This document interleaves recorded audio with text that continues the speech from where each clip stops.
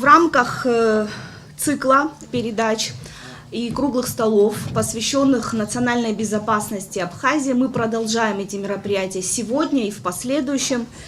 И Центр социально-экономических исследований и Конгресс народа Абхазии сегодня совместно проводят очередное мероприятие, основной повесткой которой являются актуальные проблемы безопасности Абхазии в текущих условиях.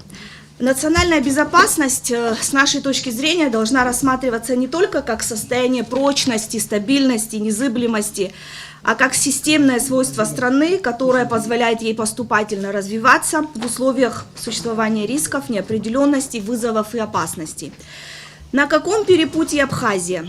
Каково ее место в мире? Какие вызовы стоят сегодня перед ней в этом меняющемся мире? Как сохраниться и что изменить?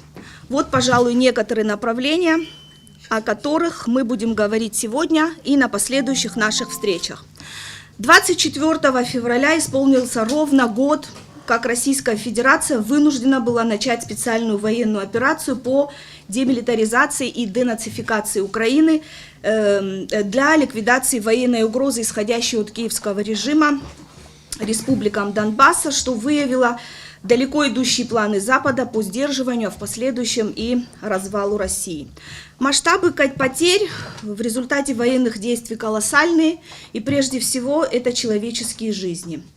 Среди них и наши соотечественники, геройски погибшие при исполнении своего гражданского долга.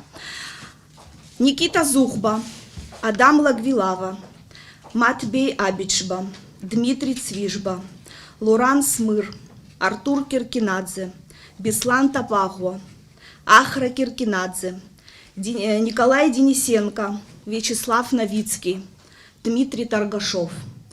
Это наши соотечественники, граждане Абхазии, которые сложили свои головы ради мира и в Абхазии в том числе. Я прошу вас минутой молчания почтить их память.